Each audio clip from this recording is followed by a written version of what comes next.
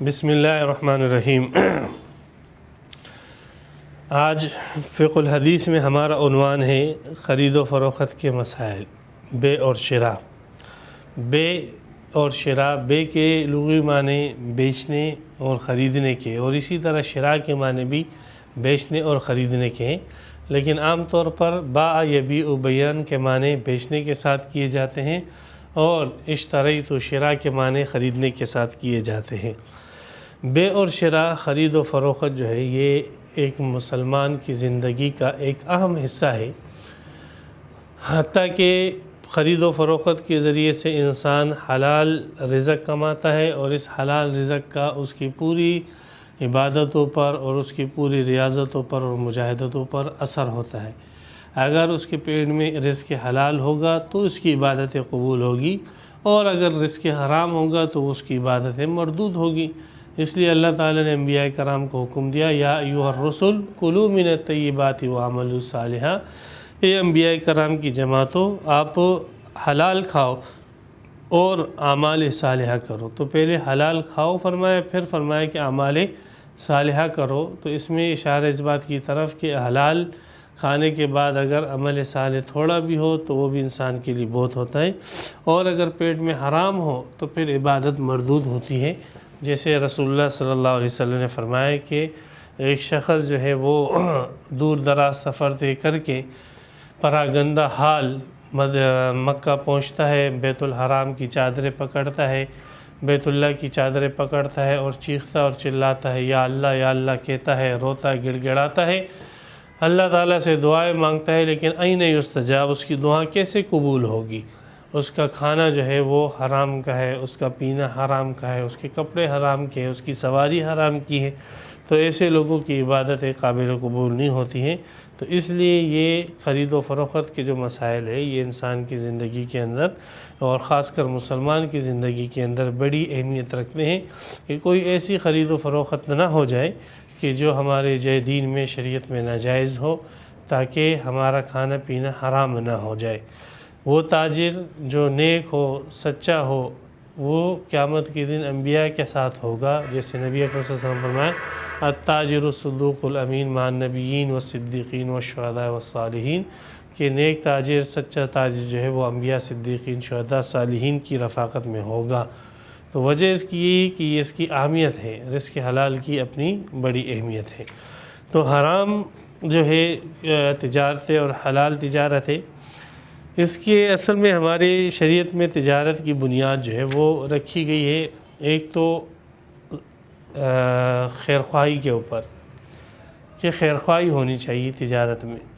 دوسرا یہ ہے کہ عدل و انصاف ہونا چاہیے، اور تیسری چیز جو ہے وہ ضرورت ہے۔ ان تین بنیادوں کے اوپر جو ہے نا، شریعت کے اندر خرید و فروخت کے احکامات کی بنیاد رکھی گئی ہے۔ خیرخواہی، رسول اللہ صلی اللہ علیہ وسلم فرمایا، مسلم شریف کی حدیث ہے، الدین النصیحۃ، دین تو صرف اور صرف خیرخواہی کا نام ہے، کہ آپ ایک مسلمان کے خیرخواہ بنو، اور اس کے لیے جو ہے نا اچھائی سوچو، اور اس کے لیے ایسے سوچو کہ جیسے اپنے لیے سوچتے ہو۔ بلکہ ایک اور حدیث میں کہ آپ علیہ السلام نے فرمایا، لا یؤمن احدکم حتی یحب لاخیہ ما یحب لنفسہ، تم میں سے کوئی اس وقت تک مومن نہیں ہو سکتا جب تک اپنے بھائی کے لیے وہ پسند نہ کرے جو اپنے لیے پسند کرتا ہے۔ تو جب جو چیز آپ اپنے بھائی کے لیے پسند کرتے ہو، اپنے لیے پسند کرو گے، تب آپ کا ایمان کامل اور مکمل ہوگا۔ تو دین خالصتاً خیرخواہی کا نام ہے۔ ایک صحابی تھے حضرت جریر بن عبداللہ رضی اللہ تعالیٰ عنہ، وہ نبی اکرم صلی اللہ علیہ وسلم کے پاس آئے، اور آپ علیہ الصلوۃ والسلام نے اس سے بیعت اس بات پہ لی کہ تم جو ہے ہر مسلمان کے لیے خیرخواہی چاہو گے۔ اس نے کہا کہ ٹھیک ہے اللہ کے رسول، میں ہر مسلمان کے لیے خیرخواہی چاہوں گا۔ تو ایک مرتبہ اس کی واقعات میں بہت سارے واقعات ہیں۔ ایک واقعہ جو ہے حافظ ابن حجر عسقلانی رحمۃ اللہ علیہ نے بیان کیا ہے، کہ ایک مرتبہ ہوا یوں کہ ایک مرتبہ جریر کے غلام نے ایک گھوڑا خریدا، 300 درہم کا گھوڑا خرید کر لے آیا۔ جریر نے پوچھا کتنے کا خریدا؟ بھئی 300 کا خرید کر لائے ہو۔ تو جریر نے کہا تو بہت سستا خرید کے لائے ہو، یہ تو 300 کا نہیں ہے، 300 سے زیادہ کا ہے۔ تو پھر وہ گھوڑا لے کر اس گھوڑے فروش کے پاس گئے اور گھوڑے فروش سے کہا کہ آپ کا گھوڑا تو 300 سے زائد کا ہے، اور اس نے کہا کہ ٹھیک ہے آپ 400 دے دیں۔ اس نے کہا یہ تو 400 سے بھی زائد کا ہے۔ بڑھاتے بڑھاتے 800 درہم اس نے کہیں، تو جب اس نے 800 درہم کہے تو کہا یہ 800 درہم اس کے مناسب ہے۔ پھر وہ قیمت جریر بن عبداللہ البجلی رضی اللہ تعالیٰ عنہ نے ادا کی اور وہ گھوڑا ان سے لے لیا۔ تو دیکھیں یہ کیسی خیر خواہی ہے کہ 302 درہم کا گھوڑا جو ہے وہ ان کا غلام خرید کے لے آیا تھا، شرن بے بھی درست ہو چکی تھی، لیکن اس حدیث اور خیر خواہی کی بنیاد پر وہ واپس گئے اور اس گھوڑے کے 300 کے بجائے 800 روپے جو ہے 800 درہم وہ دے کر آئے۔ تو اسی خیر خواہی کی بنیاد کے اوپر بہت سارے احکامات ہیں، جیسے مثال چند حدیث سے میں آپ کے سامنے ذکر کرتا ہوں، آپ کو خود پتہ لگ جائے گا کہ اسلام کے اندر کیسے خیر خواہی کی بنیاد کے اوپر جو ہے احکامات رکھے گئے ہیں خرید و فروخت کے اندر۔ کہ رسول اللہ صلی اللہ علیہ وسلم نے یہ شریعت کا حکم ہے کہ کوئی شخص جو ہے ایسی چیز نہ بیچے جو ملاوٹ والی ہو، اور کوئی ایسی چیز نہ بیچے جس میں دھوکہ ہو، ایسی چیزوں سے منع کیا ہے، ایسی خرید و فروخت سے۔ وجہ یہی خیر خواہی۔ ابو ہریرہ رضی اللہ تعالیٰ عنہ فرماتے ہیں کہ رسول اللہ صلی اللہ علیہ وسلم ایک مرتبہ گندم بیچنے والے کے ڈھیر کے پاس سے گزرے، بازار میں تھے، تو آپ علیہ السلام نے اس سے پوچھا گندم کا ریٹ وغیرہ۔ پھر آپ علیہ السلام نے اس گندم کے اندر اپنا ہاتھ داخل کیا تو وہ گندم اندر سے گیلی تھی۔ آپ علیہ السلام نے فرمایا بھئی یہ اندر سے تو یہ گندم گیلی ہے، تو یہ تم نے پانی لگایا اس کو؟ تو اس نے کہا اللہ کے رسول رات کو جو ہے بارش ہو گئی تھی۔ تو آپ علیہ السلام نے فرمایا جب بارش ہو گئی تھی تو تمہیں چاہیے تھا کہ گیلا مال جو ہے سامنے کر کے رکھتے، یہ کیا وجہ ہے کہ تم لوگوں کو جو ہے گیلا مال دیتے ہو تاکہ وہ تول کے اندر زیادہ آئے؟ پھر آپ نے فرمایا لیس منا من غشا، جو دھوکہ دے تو وہ ہم میں سے نہیں ہے۔ تو اس حدیث سے پتہ لگا کہ ہر ایسی قسم کی خرید و فروخت جس میں دھوکہ اور فراڈ ہو وہ ناجائز اور حرام ہوگی۔ مثال کے طور پہ جیسے سبزی والے وہ لوگ پانی ڈالتے ہیں اگر اس لیے تاکہ وہ سبزی بھاری ہو جائے، اسی طرح بعض کسائی ایسے کرتے ہیں کہ گوشت کے اندر پانی بھرتے ہیں تاکہ وہ گوشت بھاری ہو جائے۔ اس قسم کے فروٹ والے جو ہے وہ شکرین فروٹوں کے اندر سرنج کے ذریعے بھرتے ہیں۔ یہ سارے کے سارے دھوکے اور فراڈ کی بے ہیں، اور وہ یہ ساری کی ساری چیزیں جو ہے نا اس حدیث کی بنا پر جو ہے دھوکے میں آتی ہے، یہ سب کی سب چیزیں ناجائز اور حرام ہیں۔ آپ خیر خواہی کی بنیاد پر آپ علیہ السلام نے فرمایا بلکہ آپ کی چیز میں اگر کسی قسم کا کوئی عیب ہو تو آپ کو چاہیے کہ اس عیب کو چھپاؤ مت، بلکہ اس عیب کو واضح کر کے بیان کرو تاکہ خریدار کے سامنے وہ عیب ہو، پھر اس کی مرضی ہے اس عیب کے ساتھ وہ خریدتا ہے یا نہیں خریدتا۔ ہم لوگ یوں کرتے ہیں کہ عیب کو چھپاتے ہیں اور کوشش یہ کرتے ہیں کہ خریدار کو پتہ نہ چلے کہ یہ چیز عیبدار ہے۔ اس چیز سے آپ علیہ السلام نے منع فرمایا۔ آپ علیہ السلام فرمایا من باع عیبا لم یبینہ، جو شخص کوئی ایسی چیز بیچتا ہے جو عیبدار ہوتی ہے اور وہ اس کے عیب کو واضح نہیں کرتا، لم یزل فی مقت اللہ، تو وہ مسلسل اللہ سبحانہ و تعالیٰ کی ناراضگی میں رہتا ہے۔ ولم تزل الملائکۃ تلعنہ، اور مسلسل فرشتے ایسے آدمی کے اوپر لعنت بھیجتے ہیں۔ یہ حدیث سنن ابن ماجہ کے اندر ہے، ابواب التجارات کے اندر۔ تو اب یہ دیکھیں کہ ایسی چیز جو عیبدار ہے جب تک آپ نے اس کا عیب جو ہے چھپا کے رکھا ہے تو ایسی عیبدار چیز کو بیچنے پر اللہ کی لعنت، فرشتوں کی لعنت کا ایک آدمی جو ہے حقدار بنتا ہے۔ تو حکم یہ ہے کہ اس کے عیب کو کھول دو، بھائی یہ میں موبائل بیچ رہا ہوں اور اس کے اندر یہ فالٹ ہے، اگر اس کے ساتھ آپ خریدتے ہو، یہ گاڑی بیچ رہا ہوں اس میں یہ نقص ہے، آپ اس کے ساتھ خریدتے ہو تو ٹھیک ہے۔ آپ اس عیب کو ظاہر کرو، اور اس عیب کو ظاہر کر کے اگر آپ ایک چیز بیچو گے اور وہ کم قیمت پہ جائے گی، اس میں خیر اور برکت ہوگی۔ عیب چھپا کر اگر آپ ایک چیز کو مہنگا کر کے بیچو گے تو اس کے اندر بے برکتی اور نحوست ہی ہوگی۔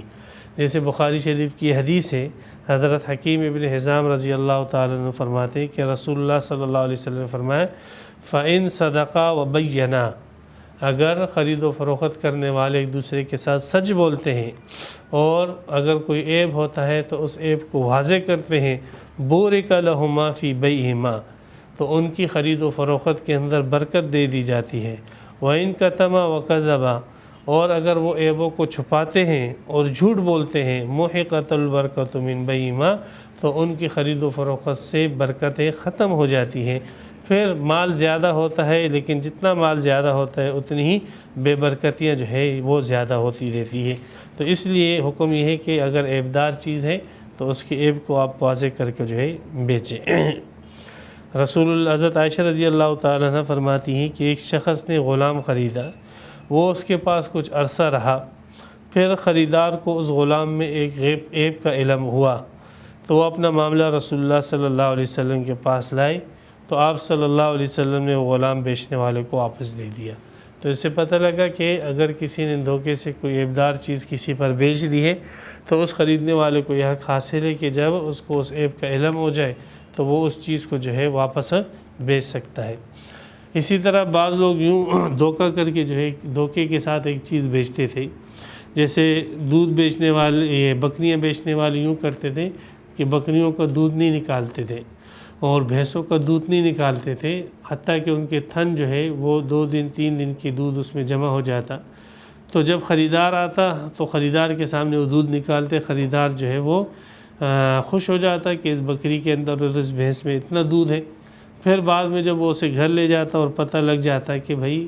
اس میں تو یہ تو مشکل سے دن میں 1 پاؤ یا آدھا کلو دودھ دینے والا جانور ہے اور اس سے زیادہ یہ کھانے والا جانور ہے، تو اس کو اس کے اوپر افسوس ہوتا۔ رسول اللہ صلی اللہ علیہ وسلم نے اس کو دھوکہ قرار دیا اور ایسے خریدار کے لیے حکم دیا کہ آپ اس کو واپس کر سکتے ہو۔ ابو ہریرہ رضی اللہ تعالیٰ عنہ فرماتے ہیں کہ رسول اللہ صلی اللہ علیہ وسلم نے فرمایا، اونٹنیوں اور بکریوں کا دودھ روک کر فروخت مت کیا کرو۔ جس نے ایسا جانور بیچا تو دودھ نکالنے کے بعد خریدار کو 2 اختیار ہیں، اگر اسے وہ جانور پسند آ گیا تب تو اسے اپنے پاس روک دیں،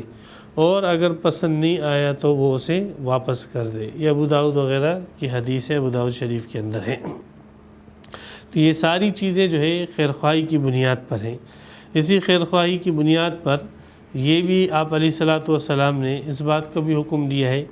کہ ایک چیز انسان کو خریدنے کا ارادہ نہیں ہے لیکن دوسرا آدمی اس کو خرید رہا ہے، تو یہ اس کو ابھارنے کے لیے، تاکہ یہ خریدار زیادہ قیمت لگائے، اس کو ابھارنے کے لیے جو ہے وہ شخص بولی لگاتا ہے، تو وہ اس کی ریس میں اور اس کے مقابلے میں وہ خریدار زیادہ ہے۔ مثلا خریدار نے کہا کہ یہ چیز میں خریدتا ہوں 10 روپے کی، اب دوسرا شخص وہ اس خریدار کو بڑھانا چاہتا ہے، بڑھاوا دینا چاہتا ہے، تو وہ کہتا ہے کہ ٹھیک ہے میں 15 روپے کی خریدتا ہوں، تو وہ اصل خریدار وہ کہتے نہیں میں 20 کی خریدتا ہوں۔ تو یہ بڑھاوے دینے کے لیے اس طریقے سے بولی لگانے سے آپ علیہ الصلوۃ والسلام نے منع فرمایا ہے۔ اس کو شریعت کی اصطلاح میں نجش کہتے ہیں۔ عبداللہ ابن عمر رضی اللہ تعالیٰ کی حدیث ہے کہ مسلم شریف جلد نمبر 2 صفحہ 3 کے اندر کہ ان رسول اللہ صلی اللہ علیہ وسلم نہا عن النجش، نبی اکرم صلی اللہ علیہ وسلم نے ابھارنے کے لیے دام لگانے سے منع فرمایا ہے۔ ابھارنا ہے، مقصد خریدنا نہیں ہے۔ ہاں اگر آپ کا ارادہ خریدنا ہے اور اس چیز کی نیلامی ہو رہی ہے تو پھر آپ کے لیے اس کا دام لگانا جائز ہے، خریدنے کے ارادے سے آپ دام لگا سکتے ہو، جیسے نیلامی کے اندر ہے۔ رسول اللہ صلی اللہ علیہ وسلم کے پاس ایک صحابی تھے، وہ آئے تو آپ علیہ الصلوۃ والسلام نے اس کا پیالہ اور اس کا ٹاٹ لیا، اور آپ علیہ الصلوۃ والسلام نے فرمایا کہ یہ ٹاٹ اور پیالہ جو ہے کون مجھ سے خریدے گا؟ تو ایک صحابی کھڑے ہو گئے اور اس نے کہا 1 درہم کا میں خریدوں گا۔ تو آپ علیہ الصلوۃ والسلام نے فرمایا حل من مزید، کوئی ہے جو اس سے زیادہ قیمت لگائے؟ تو دوسرا صحابی کھڑا ہو، اس نے کہا 2 درہم میں خریدتا ہوں۔ تو آپ علیہ الصلوۃ والسلام نے وہ دونوں چیزیں اس پر فروخت کر دی۔ تو اس سے پتہ لگا کہ اگر آپ کا ارادہ ہے خریدنے کا تو پھر آپ وہ بولی پر بولی لگا سکتے ہو، لیکن اگر خریدنے کا ارادہ نہیں ہے، محض دوسرے کو بڑھاوا دینا ہے، تو پھر بولی پر بولی لگانا یہ جائز نہیں ہے، یہ مسلمان کی نصیحت اور خیرخواہی کے خلاف ہے۔ اسی طرح خیرخواہی کے لیے آپ علیہ الصلوۃ والسلام نے تاجروں کو منع فرمایا۔ لوگ گاؤں دیہاتوں سے آتے تھے چیزیں لے کر اور شہروں میں آ کر بیچتے تھے، تو یہ تاجر کیا کرتے تھے کہ دیہاتیوں سے راستے میں ہی، آدھے راستے میں ہی چیزیں خرید لیتے تھے اور پھر شہر میں آ کر اپنے مہنگے داموں پہ ان چیزوں کو بیچتے تھے۔ تو آپ علیہ الصلوۃ والسلام نے فرمایا کہ دیہاتیوں کو خود آنے دو تاکہ وہ خود آ کر شہر میں اپنے ریٹ پر اپنے دام پر جو ہے چیز بیچے،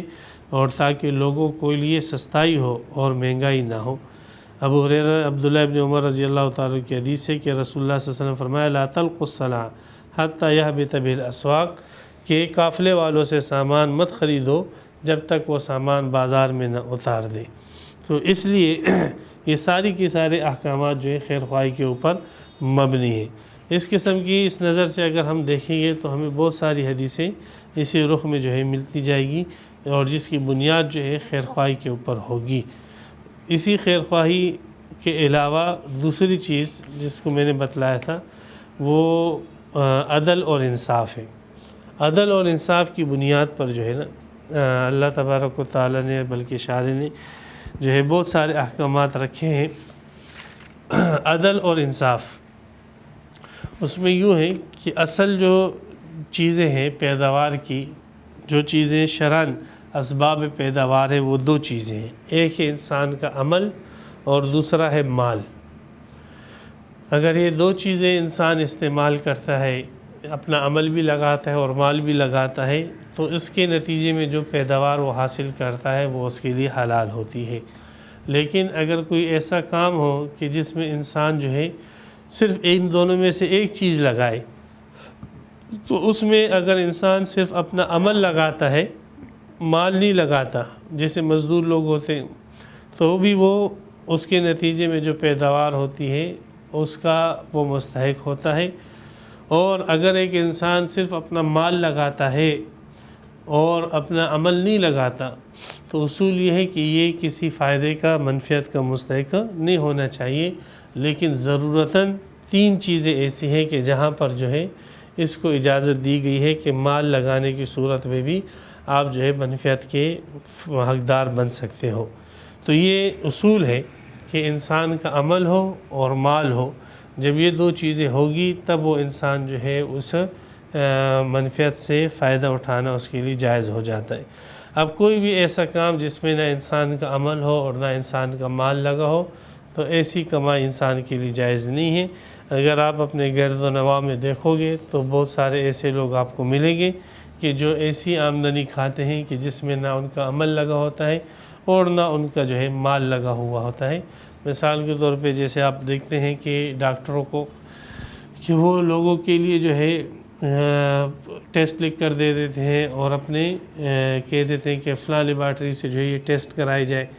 تو اب یہ ٹیسٹ اگر اس مریض کے لیے ضروری ہے تو ایک بات سمجھ میں آتی ہے، لیکن اکثر یہ ہوتا ہے کہ وہ ٹیسٹ اس مریض کے لیے ضروری نہیں ہوتے ہیں، لیکن چونکہ ان لوگوں کا کمیشن ان لیبارٹری والوں کے ساتھ ہوتا ہے، اس لیے یہ لازماً جو ہے ہر مریض کو ٹیسٹ وغیرہ کے لیے اس لیبارٹری میں بھیجتے ہیں تاکہ وہ کمیشن ان کو ملے۔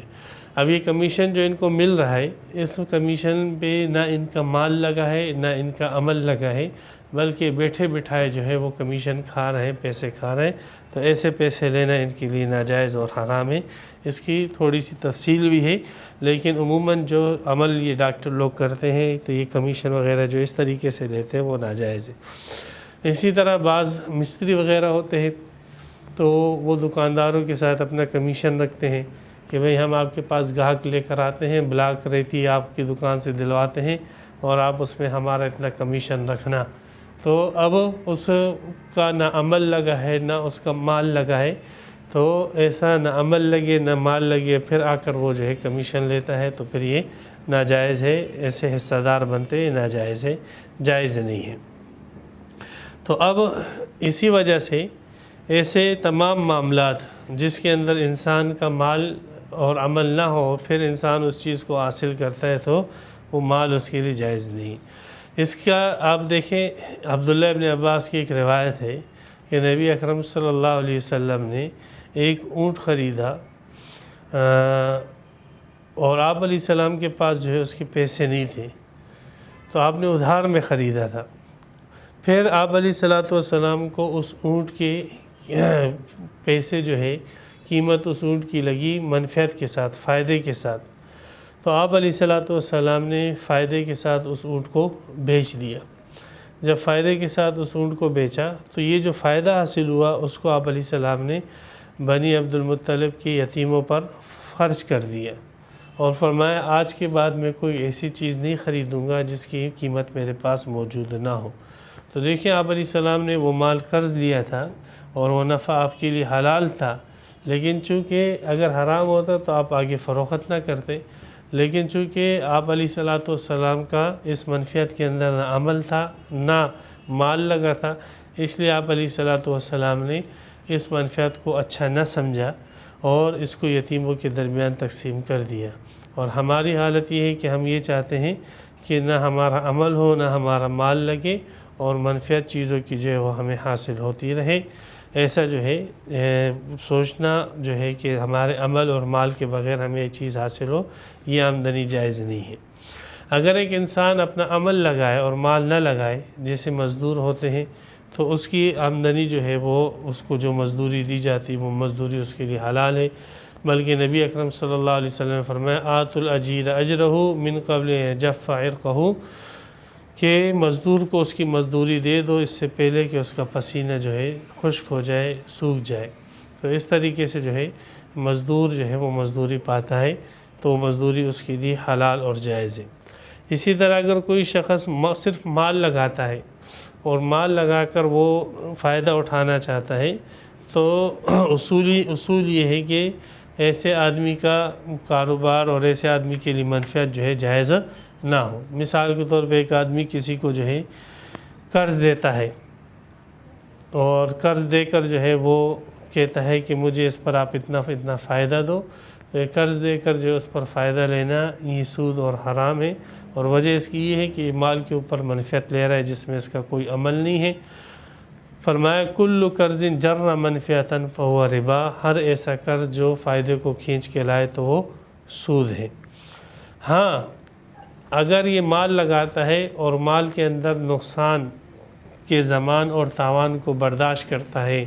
کہتا ہے ٹھیک ہے مال میں لگاتا ہوں لیکن اس کا نقصان اگر اس کاروبار میں ہوا تو اس کا نقصان میں برداشت کروں گا، تب یہ مال کے اوپر جو منفعت اس کو ملتی ہے تو منفعت اس کے لیے حاصل کرنا جائز ہے۔ اگر یہ نقصان کا زمان نہیں اٹھاتا ہے تو پھر وہ منفعت اٹھانا اس تجارت میں اس کے لیے جائز نہیں ہے۔ رسول اللہ صلی اللہ علیہ وسلم نے فرمایا، عبداللہ ابن عمر کی حدیث ہے ابو داؤد شریف کی، لا ربح ما لم تضمن، کہ جس چیز کا آپ زمان اور نقصان نہیں برداشت کرو گے تو اس کا آپ فائدہ بھی نہیں اٹھا سکتے۔ حضرت عائشہ رضی اللہ تعالیٰ عنہ فرماتی ہیں کہ رسول اللہ صلی اللہ علیہ وسلم فرمایا الخراج بالزمان، کہ جو آدمی نقصان اٹھائے گا وہی فائدہ اٹھائے گا۔ تو اب اگر مال جو ہے لگایا ہے لیکن آپ اس مال لگانے کے بعد اس کاروبار کے نقصان سے اپنے آپ کو مستغنی کرتے ہو تو پھر آپ کے لیے وہ منفعت حاصل کرنا جائز نہیں ہے۔ ضروری یہ ہے کہ آپ نے جب مال لگایا تو اس کے ساتھ پھر آپ اس کے نقصان کی بھی جو ہے ذمہ دار بنو اور اس کا نقصان بھی اٹھاؤ۔ اسی سے وجہ سے جو ہے مضاربت جائز ہوئی ہے۔ مضاربت اس کو کہتے ہیں کہ ایک شخص جو ہے وہ پیسے لگاتا ہے اور دوسرا آدمی جو ہے اس کے اوپر کاروبار کرتا ہے، تو اس مضاربت کے اندر جو نقصان ہوتا ہے وہ پیسے لگانے والے کا ہوتا ہے، اور کیا نام ہے جو شخص اس پر مضاربت کر رہا ہے اور کام کر رہا ہے اس کا نقصان نہیں ہوتا۔ تو اب اس مضارب جو کام کرنے والا ہے اس کا اپنا عمل ضائع ہوتا ہے، اس نے جو کام کیا ہے اس کا کام ضائع ہوتا ہے، اور رب المال پیسے لگانے والے کا جو ہے مال ضائع ہوتا ہے۔ تو مضاربت جائز ہے، اس وقت جائز ہے کہ جب مال لگا کر اس کے نقصان کو بھی انسان برداشت کرے، اور اگر کاروبار میں مال لگا لیا اور کہا کہ نہیں اس کا نقصان میرے اوپر نہیں ہوگا تو پھر ایسا فائدہ اٹھانا جو ہے انسان کے لیے جائز نہیں ہے۔ اسی وجہ سے جو ہے وہ بعض ایسی چونکہ مال ہونا چاہیے یا عمل ہونا چاہیے، اسی وجہ سے ایسی چیزیں بیچنا کہ جو انسان کی ملکیت میں ہی نہیں ہے، ایسی چیزوں کو بیچنے سے رسول اللہ صلی اللہ علیہ وسلم نے منع فرمایا ہے۔ ایک شخص آیا رسول اللہ صلی اللہ علیہ وسلم کے پاس، حکیم ابن حزام ان کا نام تھا، عرض کیا یا رسول اللہ میرے پاس گاہک آتے ہیں اور مجھ سے ایسی چیز مانگتے ہیں، خریدنا چاہتے ہیں جو میرے پاس ہوتی نہیں ہے، تو میں ان کے اوپر بیچ دیتا ہوں، اس وقت تو میرے پاس ہوتی نہیں ہے، ان کو میں کہتا ہوں کہ ٹھیک ہے یہ میں آپ کے اوپر بیچتا ہوں، پھر جاتا ہوں دوسرے دکاندار سے اٹھا کر وہ چیز ان کو دے دیتا ہوں، تو آیا جو چیز میرے پاس نہیں ہے اس کو میں بیچ دوں تو ایسا بیچنا میرا جائز ہے کہ جائز نہیں ہے؟ تو آپ علیہ السلام نے فرمایا لا تبیع ما لیس عندک، جو چیز آپ کے پاس نہیں ہے، آپ کی ملکیت میں نہیں ہے، آپ اس کو نہ بیچیں۔ تو یہ اصل تو یہی ہوا کہ جو چیز آپ کی ملکیت میں نہیں ہے تو آپ اس کو نہ بیچیں، اس لیے کہ نہ آپ کا مال لگا ہے نہ آپ کا عمل لگا ہے، تو آپ اس کا فائدہ کیسے اٹھائیں گے۔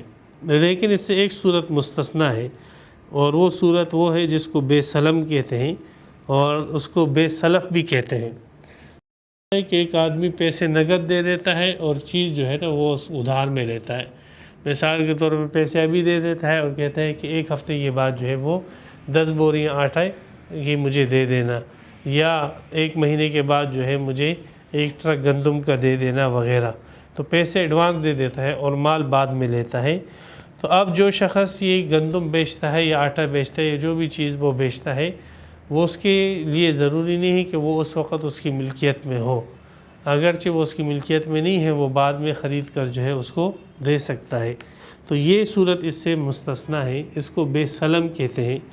چونکہ بے سلم کا ثبوت اصولوں کے خلاف آیا ہے، آپ ایک ایسی چیز بیچ رہے ہو جو آپ کی ملکیت میں نہیں ہے، تو اس لیے حدیثوں کے اندر اور شریعت کے اندر اس کی بہت ساری شرطیں آئی ہیں کہ بے سلم کی اجازت تو ہے، لیکن ضروری یہ ہے کہ بے سلم ایسے طریقے سے کی جائے کہ اس کے اندر کسی قسم کا ابہام نہ ہو۔ مثلا جو چیز آپ دے رہے ہو، بیچ رہے ہو، تو اس چیز کو متعین کیا جائے کہ بھئی گندم ہے یا چاول ہے یا جو ہے آٹا ہے، کیا چیز ہے۔ پھر اس کی کوالٹی کو متعین کیا جائے کہ گندم ہے تو کون سی کوالٹی کا گندم ہوگا، چاول ہے تو کون سی کوالٹی کے جو ہے چاول ہوگے۔ پھر اس کا وزن متعین کیا جائے کہ بھئی کتنے کلو جو ہے چاول ہوگیا، کتنے کلو گندم ہوگی، اس کی مقدار جو ہے متعین ہو۔ پھر وہ کس جگہ پہ حوالے کرے گا، سپرد کرے گا، آپ کو جا کر مل سے اٹھانا ہوگا یا اس کو جو ہے پہنچانا ہوگا، یہ بات بھی مقرر کر دی جائے کہ سپردگی کی جگہ کون سی ہے، کہاں پر وہ دی جائے گی۔ اور نمبر 5 جو ہے اس بات کو بھی مقرر کیا جائے کہ کس وقت، کیا کس تاریخ کو جو ہے وہ مبیع حوالے کرے گا۔ اس قسم کی شرطیں اس مبیع کو اور اس چیز کو جو ہے متعین کرنے کے لیے شریعت کے اندر ضروری قرار دی گئی ہے۔ اگر ان میں سے کوئی ایسی شرط موجود نہ ہو جو بیان کی ہے، تو پھر ایسی خرید و فروخت جو ہے وہ ناجائز ہو جاتی ہے۔ تو اس کو بے سلم کہتے ہیں۔ بے سلم ایسی چیز بیچنا کہ جو چیز آپ کے پاس موجود نہیں ہے لیکن مارکیٹ میں وہ چیز موجود ہے اور آپ کی ملکیت میں نہیں ہے، آپ اسے خرید کر بعد میں دے دیتے ہو۔ ایسی بے سلم جو ہے اپنی شرائط کے ساتھ جو ہے وہ جائز ہے۔ اسی طرح شریعت کے اصول عدل و انصاف کے اندر یہ بھی ہے کہ ایسی چیز جو ہے نہ ہونی چاہیے کہ جس کا ابھی تک وجود ہی نہیں ہے، معدوم ہے۔ ایک تو ایک چیز ہے بازار کے اندر موجود ہے، وہ چیز آپ بیچ رہے ہو بے سلم کر کے، اس کی اجازت ہے، لیکن ایک چیز ابھی تک وجود میں ہی نہیں آئی ہے، معدوم ہے، اور آپ اس چیز کو بیچ دیتے ہو، تو ایسی چیز کا بیچنے بھی جائز نہیں ہے۔ جیسے مثال کے طور پہ ابھی بکری کے پیٹ میں بچہ ہے، ابھی تک اس نے بچہ جانا نہیں ہے، آپ پہلے ہی سے اس بچے کو جو ہے فروخت کر دیتے ہو، یا اس بکری کے پیٹ میں جو بچہ ہے اس کا جو بچہ ہوگا وہ آپ پہلے ہی سے فروخت کر دیتے ہو، تو ابھی تک وہ چیز وجود میں ہی نہیں آئی ہے اور آپ اس کو فروخت کر رہے ہو۔ تو ایسی تمام بیوعات جس کے اندر ایک چیز جو ہے وہ وجود میں ابھی تک نہیں آئی اور آپ اس کو بیچ دیتے ہو، یہ جائز نہیں ہے، اس کو بے معدوم کہتے ہیں۔ رسول اللہ صلی اللہ علیہ وسلم نے حمل کی بے سے منع فرمایا، یعنی بکری کے پیٹ میں جو بچہ ہے اس کی بے سے منع فرمایا، اس لیے کہ وہ ابھی معدوم ہے، جب تک وہ موجود نہیں ہوگا، پیدا نہیں ہوگا، تب تک اس کا بیچنا جو ہے وہ جائز نہیں ہوگا۔ تو معدومات کی بے جو ہے وہ جائز نہیں ہے۔ لیکن اس سے بھی ایک صورت کی استثناء کی گئی ہے، وہ صورت یہ ہے کہ آپ جو ہے کوئی چیز آرڈر پر بناتے ہو، تو آرڈر پر اگر کوئی چیز آپ بناتے ہو تو وہ چیز معدوم ہوتی ہے لیکن اس کی خرید و فروخت جائز ہے۔ مثال کے طور پہ آپ کو جو ہے کوئی فرنیچر بنانا ہے، تو اب آپ ایک فرنیچر جو ہے اس کا آرڈر دے دیتے ہو اور اس کا نقشہ بتلا دیتے ہو، پیسے بھی دے دیتے ہو، تو اب یہاں پر آپ نے ایک معدوم چیز خریدی ہے، ایک غیر موجود چیز خریدی ہے، اور آرڈر پر آپ وہ بنا رہے ہو، چپل بنا رہے ہو آرڈر کے اوپر۔ تو اسی آرڈر کے اوپر اگر آپ کوئی چیز بناتے ہو یا زیورات کوئی بناتے ہو آرڈر کے اوپر، تو اس طریقے سے آرڈر کے اوپر چیزیں بنانے کی شریعت کی طرف سے اجازت ہے۔ رسول اللہ صلی اللہ علیہ وسلم کو ایک مرتبہ ممبر بنانا تھا، تو آپ علیہ الصلوۃ والسلام نے بڑے ہی سے حکم دیا کہ میرے لیے ایک منبر بناؤ تاکہ میں اس پر بیٹھ کر لوگوں کو واعظ کروں۔ تو آرڈر کے اوپر چیزیں بنانے کی شرعاً اجازت ہے، اگرچہ وہ چیز جو ہے وہ معدوم ہے تو اس کی تحدید کر لینی چاہیے۔ اسی سے یہی ہے کہ فلیٹ وغیرہ جو بیچے جاتے ہیں تو آیا یہ معدوم کی بے ہے یا یہ آرڈر کی بے ہے؟ تو بعض علماء جو ہے فلیٹ وغیرہ جو ابھی تک بنے نہیں ہوتے ہیں، صرف زمین ہوتی ہے یا اس کا ایک نمونہ بنایا ہوا ہوتا ہے،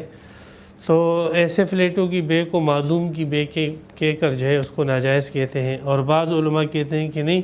ایسی بے، ایسے جو ہے فلیٹ چونکہ آرڈر کے اندر آ جاتے ہیں اس لیے ایسے فلیٹوں کی بے جو ہے وہ جائز ہے۔ تو بہرحال عموماً جو ہے ایسا فلیٹوں کی بے رائج ہو چکی ہے، اس لیے عام طور پر علماء جو ہے اس کے جواز کا فتویٰ دیا کرتے ہیں۔ تو اسی طرح خرید و فروخت کے مسائل کے اندر یہ ہے کہ فریقین کی رضامندی ضروری ہے۔ اگر فریقین میں سے کوئی شخص راضی نہ ہو، زبردستی جبراً جو ہے اس سے کیا نام ہے چیز خریدی جا رہی ہو، تو پھر جبر کے ساتھ جو چیز خریدی جائے تو وہ ناجائز اور حرام ہے۔ ایسی خرید و فروخت شرعاً درست نہیں ہے۔ اللہ تبارک و تعالیٰ فرماتے لا تأکلوا اموالکم بینکم بالباطل الا ان تکون تجارتا عن تراض منکم، کہ تجارت وہ معتبر ہوگی تمہاری جو تمہاری باہمی رضامندی سے ہو۔ اسی طرح رسول اللہ صلی اللہ علیہ وسلم فرمایا انما البیع عن تراض، کہ خرید و فروخت وہ معتبر ہوگی جو باہمی رضامندی سے ہو۔ تو لہذا اس قسم کی تمام خرید و فروخت جس میں کسی کے اوپر جبر کیا گیا ہو، ظلم کیا گیا ہو، تو ایسی تمام خرید و فروخت جو ہے وہ زبردستی کی وہ جائز نہیں ہے، وہ حرام ہے۔ اسی طرح خرید و فروخت کی اور بھی بہت ساری حدیثیں ہیں جو ابو داؤد کے اندر تفصیلاً اور مسلم شریف جلد ثانی کے اندر جو ہے تفصیلاً آئی ہیں۔ تو ان حدیثوں کو میں نے مختصر کر کے جو ہے 3 بنیادوں پر رکھ کر آپ کے سامنے بیان کیا ہے۔ ایک تو خیرخواہی کی بنیاد پر، ایک عدل و انصاف کی بنیاد پر، اور ایک ضرورت کی بنیاد پر جو ہے ان بنیاد کی بنیاد رکھ کے ہم نے اس کو وہ کیا ہے۔ تو اگر اس بنیادوں پر آپ ان حدیثوں کو دیکھیں گے تو انشاءاللہ یہ ساری حدیثیں جو ان 3 بنیادوں پر آپ کو ملے گی۔ تو حدیثیں تو بہت ساری ہے، کون کون سی حدیثیں میں آپ کو سناؤں؟ تو بہرحال یہ خرید و فروخت کے متعلق کچھ حدیثیں تھیں جو میں نے آپ کو بتلائی ہے، اور جو مشہور خرید و فروختیں تھیں، ہاں اس میں سے ایک خرید و فروخت اس کا اور سن لیں، وہ ہے بے صرف، وہ ہے سونے اور چاندی کی خرید و فروخت۔ تو سونے اور چاندی کی خرید و فروخت کو شریعت کی اصطلاح میں بے صرف کہا جاتا ہے۔ تو سونے اور چاندی کی خصوصیت یہ ہے کہ جب آپ سونے کو سونے کے بدلے یا چاندی کو چاندی کے بدلے بیچیں تو اس کو برابر سرابر ہونا ضروری ہے۔ ایک دوسرا یہ ہے کہ اگر آپ سونے کو چاندی کے بدلے یا چاندی کو سونے کے بدلے بیچیں، یا دونوں کو جو ایک دوسرے کے بدلے بیچیں، تو بیچنے کے اندر یہ بھی ضروری ہے کہ برابر سرابر ہو، سونا سونے کے برابر، چاندی چاندی کے برابر ہو، اور اگر جنس مختلف ہو تو برابری ضروری نہیں ہے۔ صحیح کہ 1 کلو چاندی ہے، آپ اس کے بدلے 1 تولہ سونا جو ہے وہ لے سکتے ہو، کوئی حرج کی بات نہیں ہے، لیکن اس میں مجلس کے اندر قبضہ ضروری ہے، یعنی ایک ہاتھ سے آپ چاندی دو تو دوسرے ہاتھ سے جو ہے وہ سونا لو۔ ایسا کرنا جائز نہیں ہے کہ آپ سونا ابھی دے دو اور چاندی آپ جو ہے وہ 1 دن کے بعد دے دو، یہ کرنا جو ہے سونے اور چاندی کی بے کے اندر جائز نہیں ہے۔ یہ خصوصاً جو ہے سونے اور چاندی کے لیے حکم ہے، اس کو بے صرف کہتے ہیں، اور بے صرف جو ہے وہ جائز نہیں ہے۔ تو بہرحال یہ بے صرف بھی آپ کے سامنے آ گئی، اور بھی بہت ساری جو ہے حدیثیں وغیرہ ہیں۔ تو بہرحال جتنی حدیثیں میں نے آپ کے سامنے بیان کی ہے، اسی کو اگر آپ یاد رکھیں تو یہ دیگر حدیثوں کی طرف آپ کی رہنمائی کرے گی، اور ان کو انشاءاللہ جو ہے نا آپ اچھی طریقے سے ضبط کر لیں تو آگے کیا نام ہے اگلے اس میں درس کے اندر ہمارا موضوع آخری جو ہے کلاس ہوگی جو کہ اخلاقیات کے ساتھ تعلق رکھتی ہوگی، اور اس میں اخلاقیات کے متعلق آپ علیہ السلام کی کچھ حدیثوں کو جو ہے بیان کیا جائے گا۔ اور کوئی سوال وغیرہ اگر بیعات کے متعلق کرنا ہے تو آپ ریکارڈ پہ کر سکتے ہیں۔ اللہ تبارک و تعالی ہمیں اپنے دین کے علم میں سے علم عطا فرمائے۔ وآخر دعوانا الحمدللہ رب العالمین۔